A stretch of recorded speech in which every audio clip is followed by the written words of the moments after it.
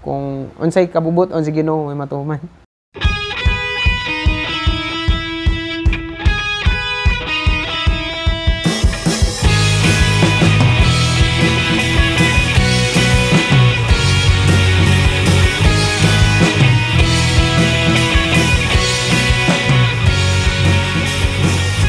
For you gave life to all the earth, you gave us power through your word. So we will shine. Hello, una day sa tanan ako ang full name kay si Jose Lahoy Jr. So junior ko sa ako ang papa. And na-scholar ko sa nila ni Uncle Alex sa high school na. Sugod second year ba to or third year ko nga high school. Medyo dugay na mong god. Mga 2009 or 2010. Usa sa akong mahinumduman nga una gid namong pag-meet is ang katong naa sila'y medical mission. So, dito ko mas nakaila nila yang Uncle Alex ang pamilya og sa iyang mga anak nila ni Josh, sa ilang mga igagaw. Pulos pod naa sa ministry labi na sa music. So usanas ka nang nakadasig po nako to nga mo apil sa simbahan sa UCCP dito sa Sakon nga which is nahimo kong active sa isip membro sa youth o kaning scholar pod nila sa high school days nako. Usanas gipasalamatan nako sa Ginoo kay gigamit ang ilang mission or ang ministry nga makahuman kog eskwela sa high school.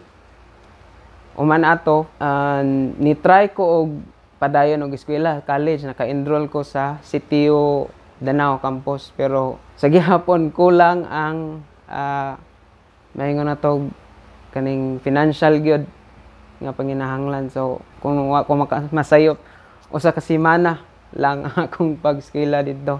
So nihunong ko. Dayon niuli ko sa bukid, kuyog sa akong papa. Tabang niya unsay panginabuhan pero dili gyud inanang kanang but-an gyud nga motabang kay medyo tapulan man gyud ko sa una. While nagpadayon to nga time naay nitawag sa amuha. Kung ako makasayop si June nga taga Paril, naay nitawag sa amuha nga nag-need sila si Lolo Andoy, Lola o mo tabang diri, mo caregiver ni Lolo. So walay pagduha-duha ni aridain ko kay ganahan sad kong maka-experience og trabaho bisag wala ko'y idea ba unsaon na nga trabaho. Tungod ato is ni ari ko sa ilang lola, ni trabaho ko isip caregiver ni Lolo. Mana daghang mga panghitabo nga akong na-experience din na mga bati nga panghitabo. Dala pud to sa ako ang pagtubo isip linghod pa ba sa kaning panabot. Mana nay sayop diri pero bisan pa man ato akong mga sayop, ilag hapon kong gitabangan nga maka-eskwela while nagtrabaho isip caregiver ni Lolo. So una ni enroll ko sa ACT sa Asian College of Technology. Wala gyapon ko ka human ato kay conflict man, dili na ko kay nomdom kong conflict ba to sa schedule basta ni hunong kong eskwela kay ko anday.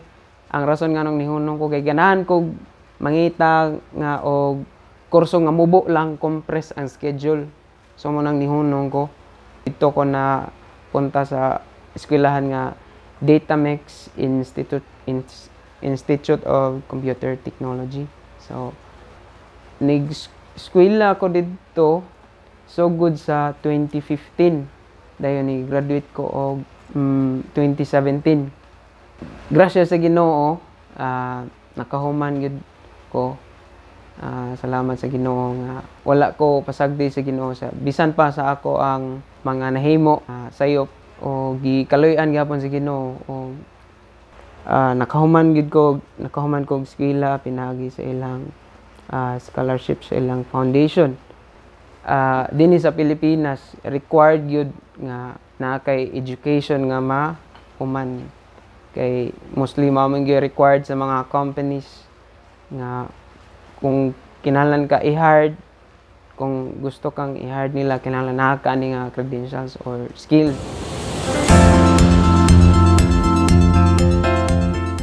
Ang nga sa simbahan nga akong diin ko nabilong is Christ Church Talamban. Naaman ko'y talento nga music. So, dito nakita pod nako nga magamit ko sa Ginoo ditong dapita nga diin mahimaya ang Ginoo through music. Dito pod nako na tugkad ba ang kaning unsa gani pagkadaotan sa usa ka tawo. Romans 3:23 ang tanan na ilayo gyud sa Ginoo. Walay nangita si Ginoo. So kasabot nagpakasala. Pwede kong magbalaan ba kanang naa ako sa for example sa worship service every Sunday, pero 6 days ana or kanang sa weekdays lahi jud ang kinabuhi. Ma-conclude na ako akong kinabuhi ato sa una nga kanang dili pa matured sa ako ang pagtuo sa Ginoo. Pinaagi ani nga simbahan didto sad ko nakaila nga unsa ka daotan ang tao. Dili lang daotan nga usa pa mo mohimo og sala ang usa ka tawo. For example mo mangulata baron or mo patay, kundi nature na nako daan or natong tanan nga wala gid ta nangita sa Ginoo na kami yang adult nga discipleship group. Ang among ginahimo is more on discipleship nga pagtudlo o unsaon pa pagkinabuhi nga mahimong kahimot-an sa Ginoo, mahimong priority ang pagsunod sa Ginoo o pagtinudlo ay walay ka nang silbi labaw ba kundi giisip na mo ang matag usa nga kanang nagtubo sa amo ang maturity sa among pag-ila sa Ginoo. Walay laing pasidunggan pasalamatan nining tanan gyud kundi ang Ginoo lamang, kay tanan nga butang is nagikan man si Ginoo. So wala.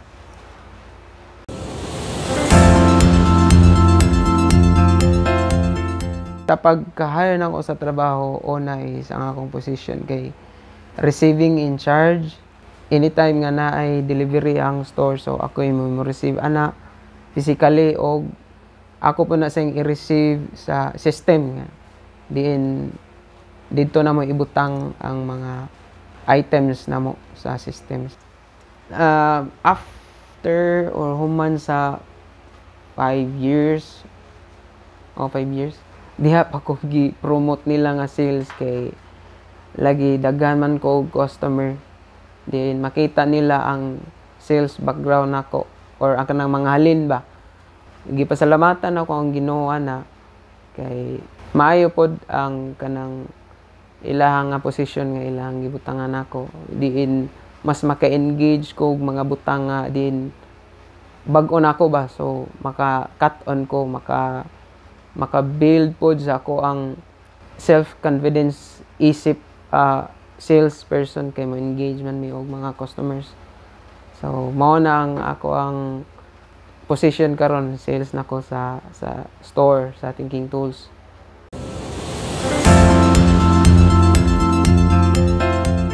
Si Ginoong Kristo, ako siya giisip gyud nga Ginoo og personal manluluwas or sa English kay Savior and Lord.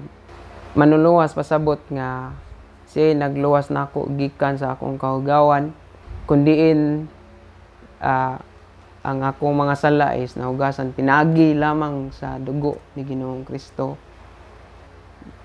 Tungod ana nga kahibalo ba sa kamatuoran nga ang akong kinabuhi apart from Jesus Christ is bound gyud sa impyerno.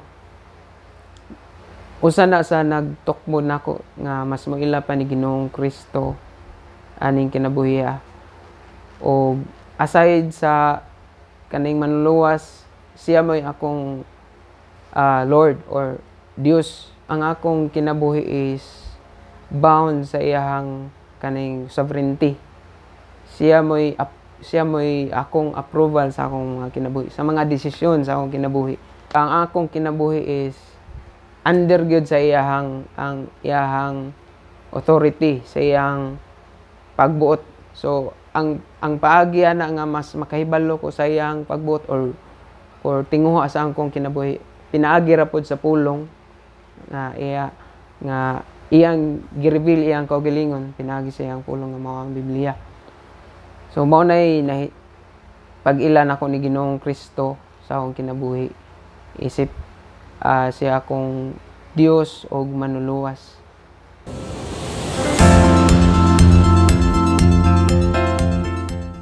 Sa Christchurch nga simbahan, na ako'y gi-take nga kurso kundiin kuan siya, weekly lang ang klase. Gitawag na siya og International Bible Institute. More on pag-study sa Pentateuch nga libro sa Old Testament. Gistudihan namo ang mga kinabuhi sa mga mostly sa mga prophet nga gigamit sa Ginoo sa pag-lead sa mga tao, labi na sa mga Israelites. Kung giunsa nila pagsunod ang task ba, pagtuman ang task sa Ginoo nga gipahimo nila sa Ginoo. Katong panahon nga si Moses nga gitawag aron mo imulid sa mga tao gikan sa Ehipto, pagawa sa Ehipto, which is kaning challenge or hagit kayo ni Moses.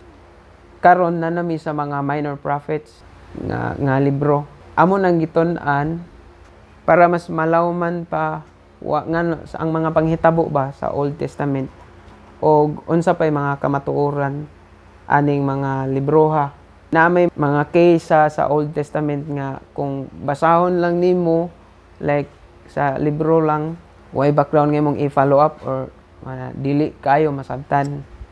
O ang experience nako so far is maayo gyud kay una mo ministeryo sa akong kagalingon mismo. Gipasalamatan pod nako ang Ginoo kay mas makapuno sa kanang kahibalo ni mga about sa Ginoo, dili for the sake nga kanang daghan kag knowledge aron makumpara na ako akong kagalingon sa uban, dili kundi aron mas makakat-on pa ko sa pagkinabuhi ba nga nagsunod ni Ginoong Kristo, pinagi sa ilahang mga kinabuhi.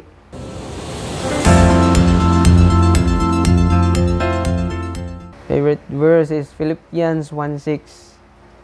He who began a good work in you is faithful to finish it. Paul may nag-ingon niini og ako masaligon nga siya nga nagsugod og maayong buhat diha kaninyo maghingpit nini hangtod sa adlaw ni Jesucristo. Paborito ni nako nga bersikulo kay nagpahinomdom sa ako nga ang kaluwasan nga akong which is ang good works nga gisugdan sa Ginoo sa akong kinabuhi or kaluwasan is dili na stagnant or diha lang kutob nga luwas nako, wala na ko'y buhaton kundi ang Ginoo nagpadayon og mold sa ako to be more like Christ, to be a good follower of Christ, not 100% kay napamanta sa nature nga mubati, pero ang kanindot sa kinabuhi nga nanay kaluwasan ni Ginoong Kristo, pinagi ni Ginoong Kristo is ang balang espiritu nga may gibutang si Ginoo sa atong kasing-kasing sa panahon nga makasala ko is dili ko mahimutang kung dili ko mangayog pasaylo si Ginoo, dili magpaubos sa kaugalingon sa Ginoo. Mao na ang rason nga mao na ang paborito na verse nako.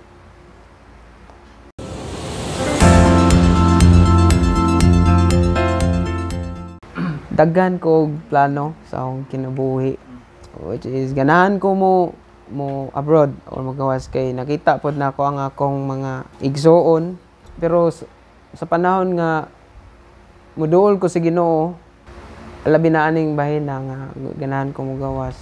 mo intervene ang Ginoo pinaagi sa iyang pulong nga sufficient naman ang ako ang grasya alang nimo.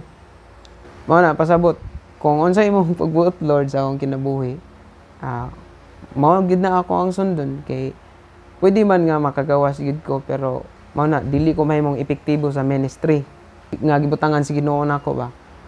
Wala okay baw sa ako ang kinabuhi sa unahan pero nagtinguha ko nga makatabang sa akong pamilya pero kung unsay kabubuton si Ginoo may matuman. Yun. Ano.